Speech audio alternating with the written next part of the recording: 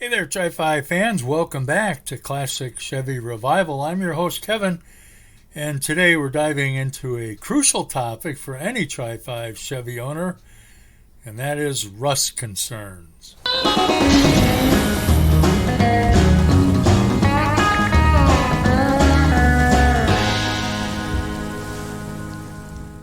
Well, welcome back, everybody, and I wanted to share an email I received from a gentleman in southern Illinois who was asking that he is looking for his first 1957 Chevrolet, and it's a four-door, the one he's looking at. He says it seems pretty rust-free, but seeing as I have no experience with the 57 Chevy, I figured that I would ask those who have been around them. He goes on to say that rockers, floors, and the trunk seem fine.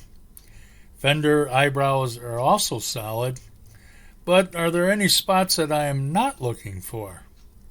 Thanks in advance, Kurt. Well, Kurt, thanks for your email, and yes, rust is probably the biggest problem with all metal-bodied cars. The Tri-5 Chevys are now 60 plus years old, and there's going to be rust. Or there's going to have been rust repaired.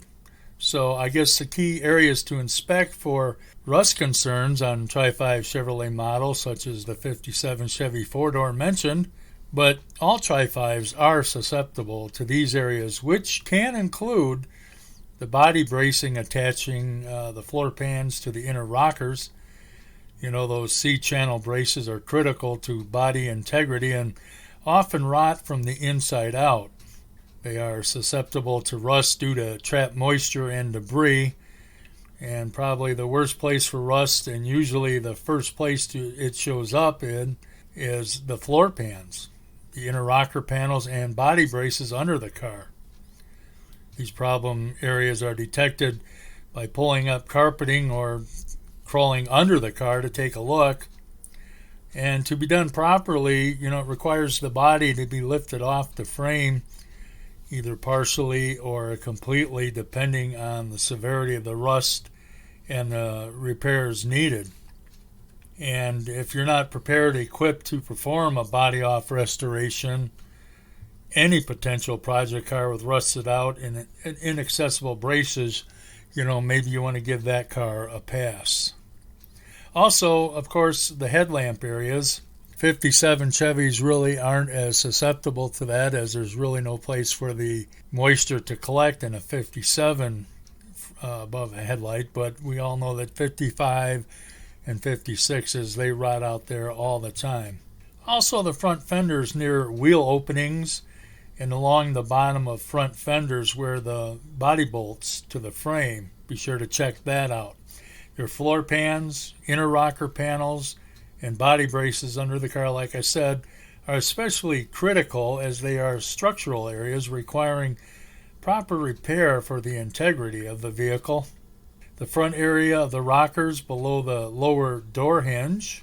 Also, check out the bottom of the spare tire well. I've been looking to purchase another 57 for about, probably almost 2 years now, and I've found several where the spare tire holder wouldn't even hold the tire, they just fall right through. So be sure to check that out as well. Also, in my looking at these vehicles, the last 6 inches of the trunk floor and the tail panel below the deck lid, a lot of those are rusted out where water just gets trapped in there and there it stays. Also check above the wheel wells on the inside of the trunk behind the trunk hinges. That's another good spot. This is a big one, the rear dog legs where the rocker meets the door jamb. I don't think I've ever seen an older car or an older Tri-5 that didn't have that. My 56 I own now was one of the few exceptions. The dog legs were fine. Check the rear quarters ahead of the wheel openings. I would also check inside at the floor where the quarter and the floor join. Also, a spot due to the rear window leaking is the tray under the rear window. I know as the water flows down, that quarter panel next to the trunk will rot out there as well. My previous 56 was really bad there. Also check the lower rear front fenders where the mounting bolts attach. That's another good spot. Cars rust out there all the time. And like we kind of alluded to, also check the rockers, both inner and outer. But don't worry, even if you find rust, there's hope. Reproduction parts are available for many models, making restoration a feasible option. Revive your classic Chevy with PaintScratch.com. Hey everybody, this is Kevin from Classic Chevy Revival, and as the leading provider of professional grade automotive paint, they offer over 100,000 custom colors. With over 50 years of experience, their family-owned business guarantees a perfect match for your vehicle's original color. From touch-up paints to full restorations, trust PaintScratch.com for quality and precision. Visit our website, ClassicChevyRevival.com, and click the link to revive the beauty of your Tri-5 Chevy with PaintScratch.com today. So, when you're considering replacement parts, it's noted that reproduction pieces are readily available, especially for two-door sedans, two-door hardtops, and convertibles. However, four-doors and wagons may sometimes have limited aftermarket support, though some panels from two-door sedans can be adapted. Also, the Nomad two-door station wagon parts are particularly challenging to find, and interiors for all Tri-5 models are pretty much fully supported by various companies. Some trim pieces, like the convertible A-pillar set and the hardtop flipper mechanism, they have yet to be reproduced, but more are becoming available all the time. And I've seen most recently the 1957 150 quarter panel trim is now being reproduced.